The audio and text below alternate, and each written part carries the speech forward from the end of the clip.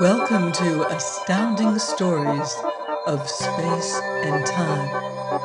I'm Mardell, reading Tourmalin's Time Cheques by F. Anstey. Chapter 3. The Third Cheque. As the reader may imagine, this second experience had an effect upon Peter that was rather deterrent than encouraging.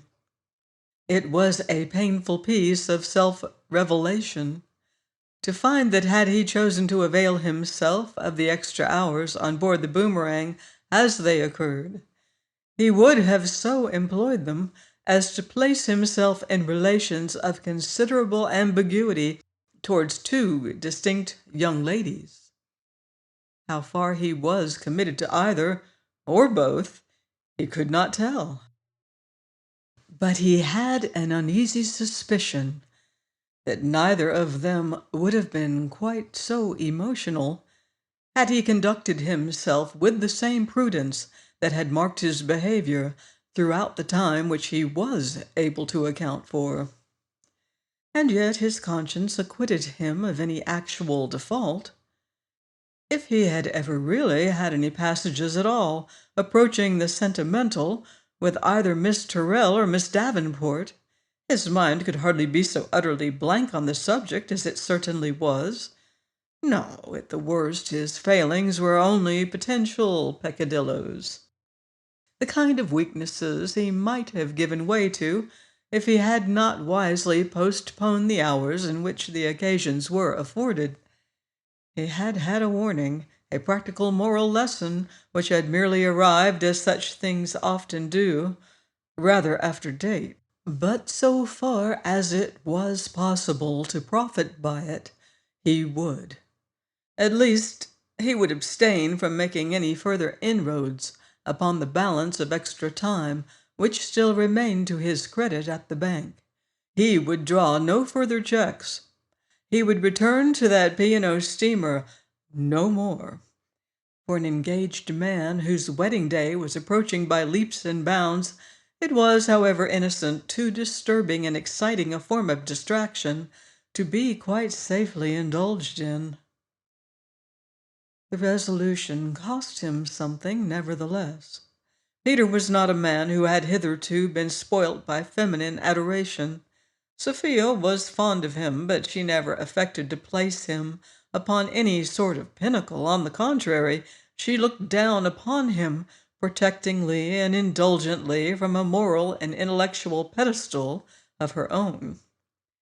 He had not objected to this. In fact, he rather liked it, but it was less gratifying and stimulating to his self-esteem than the romantic and idealizing sentiments which he had seemingly inspired in two exceedingly bewitching young persons with whom he felt so much in sympathy. It was an agreeable return from the bread and butter of engaged life to the petit four of semi-flirtation. After all, Peter was but human, and a man is seldom esteemed for being otherwise. He could not help a natural regret at having to abandon experiences which, judging from the fragmentary samples he had obtained, promised so much and such varied interest. That the interest was not consecutive only made it the more amusing. It was a living puzzle picture, the pieces of which he could fit together as he received them.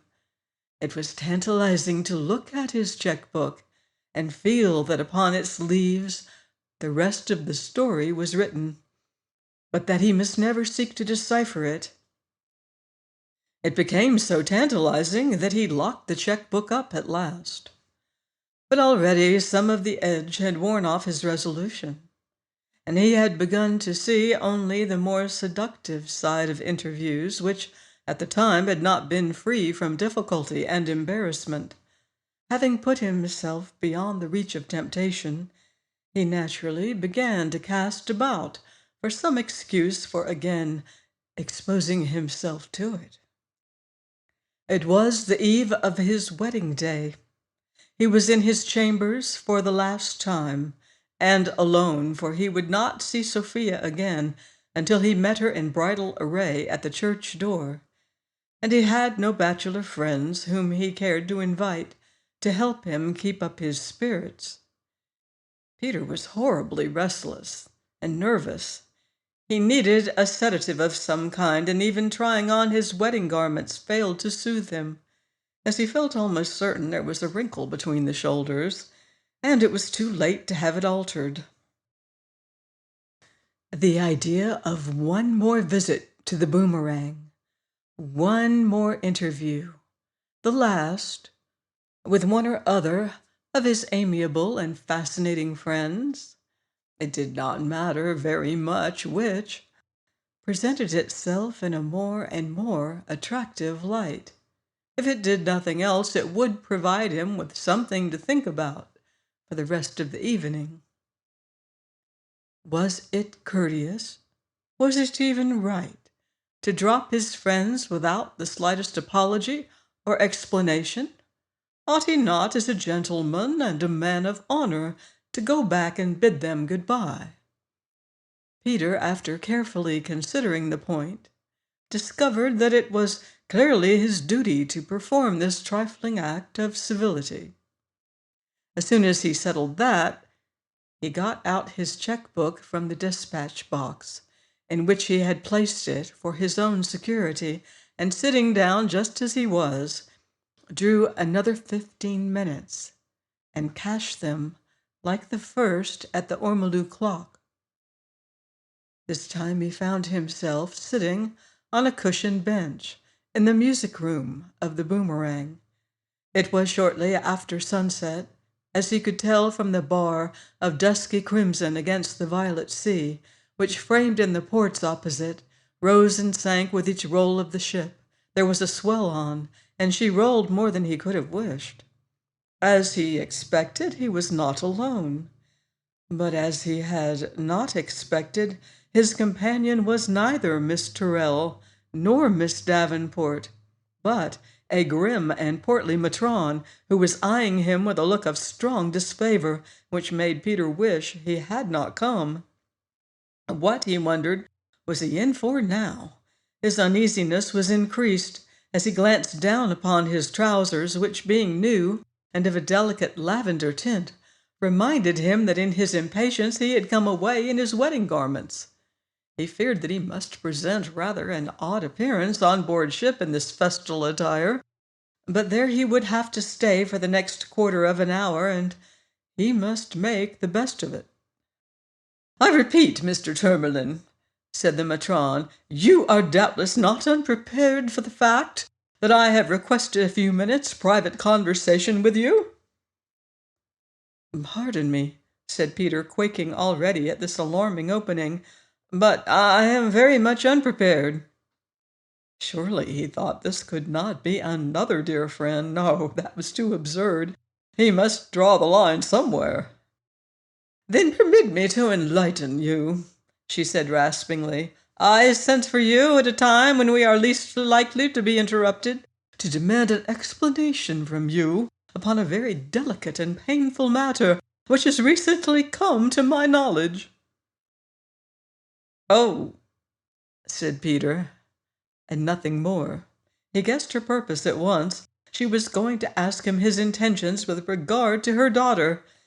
He could have wished for some indication as to whether she was Lady Tyrrell or Mrs. Davenport, but as he had none at present, "Oh" seemed the safest remark to make. "Life on board a passenger ship, Mr. Tourmalin," she went on to observe, "though relaxed in some respects, is still not without decencies which a gentleman is bound to respect." "Quite so," said Peter, unable to discover the bearings which lay in the application of this particular observation. "You say quite so, but what has your behavior been, sir?" "That," said Peter, "is exactly what I should like to know myself."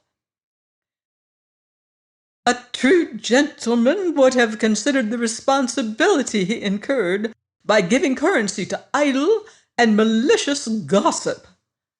His apprehensions were correct, then.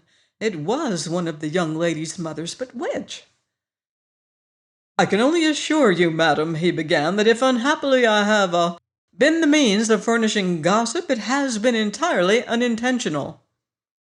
She seemed so much mollified by this that he proceeded with more confidence. "And as to anything I may have said to your daughter," when she almost bounded from her seat with fury. "My daughter, sir? Do you mean to sit there and tell me you had the audacity to so much as hint of such a thing to my daughter of all people?" So much depends on who your daughter is," said Peter, completely losing his head. "You dared to strike this cruel and unmanly blow at the self-respect of a sensitive girl, to poison her defenseless ears with your false, dastardly insinuations, and you can actually admit it?" "I don't know whether I can admit it or not yet," he replied, and you put things so very strongly. It is like this. If you are referring to any conversation I may have had with Miss Tyrrell—" "Miss Tyrrell? You have told her too?" exclaimed this terrible old matron, thereby demonstrating that at least she was not Lady Tyrrell. "I should have said Miss Davenport," said Peter, correcting himself precipitately. "Miss Davenport as well? Upon my word! And pray, sir, may I ask how many other ladies on board this ship are in possession of your amiable confidences?" He raised his hands in utter despair. "I can't say," he groaned. "I really don't know what I may have said or whom I may have said it to. I never seem to have done so much in my spare time, but I never meant anything." "It may be so," she said. "Indeed, you hardly seem to me accountable for your actions, or you would not appear in such a ridiculous costume as that, with a sprig of orange blossom in your buttonhole and a high hat, too." "I quite feel," said Peter, blushing, "that such a costume must strike you as inappropriate, but I happen to be trying them on, and rather than keep you waiting—" "Well, well, sir, never mind your costume. The question is, if you were genuinely anxious to repair the wrong you have done, what course do you propose to take?" "I will be perfectly frank with you, madam," said Peter. "I am not in a position to repair any wrong I have done, if I have done any wrong, which I don't admit, by taking any course whatever." "You would not?" she cried. "And you tell me so to my face?" After all, reflected Peter, why should he be afraid of this old lady? In a few more minutes he would be many hundreds of miles away, and he would take very good care not to come back again. He felt master of the situation and determined to brazen it out. "I do, madam," he said, crossing his legs in an easy fashion. "Look at it from a reasonable point of view. There is safety in numbers, and if I have been so unfortunate as to give several young ladies here an entirely erroneous impression, I must leave it to you to undeceive them as considerately but distinctly as you can. For me to make any selection would only create ill feeling among the rest, and their own good sense will show them that I am forbidden by the laws of my country, which I am the last person to set at defiance, that I am forbidden, even if I were free in other respects, which I am not, to marry them all." "The only possible explanation of your conduct is that you are not in your right mind," she said. "Who in the world spoke or dreamed of your marrying any one of them? Certainly not I." "Oh," said Peter, hopelessly fogged once more. "Oh, I thought I might unintentionally have given them grounds for some such expectation. I'm very glad I was mistaken. You see, you really must make allowances for my utter ignorance. If this idiotic behavior is not a mere feint, sir, I can make allowances for much, but surely you are at least sufficiently in your proper senses to see how abominably you have behaved." "Have I?" said Peter submissively. "I don't wish to contradict you if you say so, I'm sure, and as I have some reason to believe that my stay on board the ship will not last very much longer, I should like before I go to express my sincere regret." "There is an easy way of proving your sincerity, sir, if you choose to avail yourself of it," she said. I find it very difficult to believe, from the evident feebleness of your intellect, that you can be the person chiefly responsible for the scandal. Am I correct in my supposition?" "You are, madam," said Peter.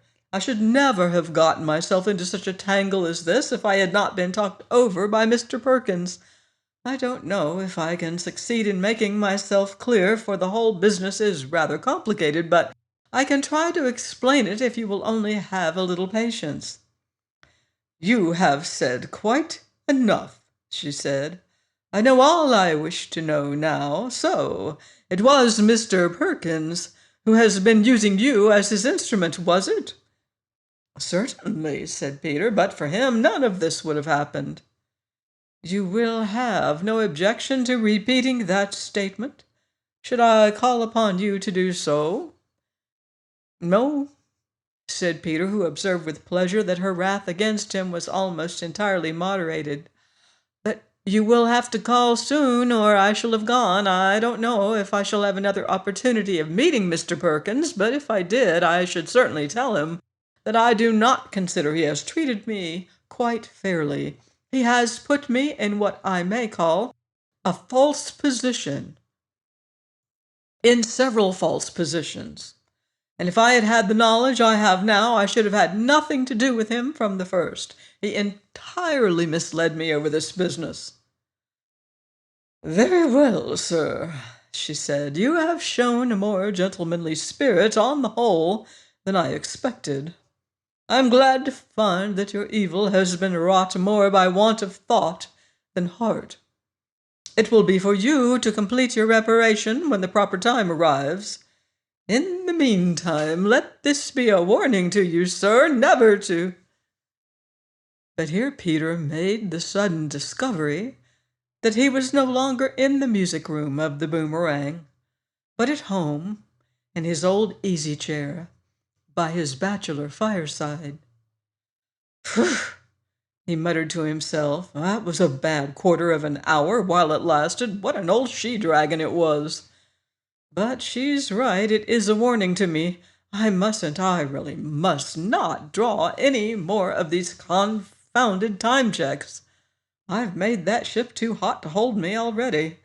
I'd better remain forever in contented ignorance of how I spent that extra time than go on getting into one mess after another like this.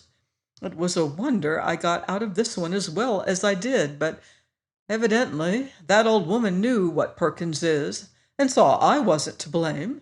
Now she'll explain the whole affair to all those girls, whoever they may be, and pitch into Perkins, and serve him right.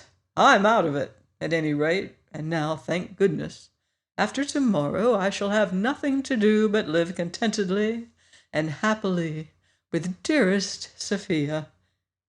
I'd better burn this beastly checkbook. I shall never want it again." It would have been well for Peter if he had burnt that checkbook, but when it came to the point, he could not bring himself to destroy it.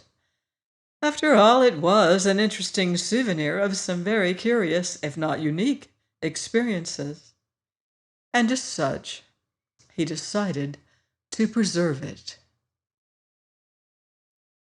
Join me next week for another installment of Tourmalin's Time Cheques by F. Anstey, here on Astounding Stories of Space and Time.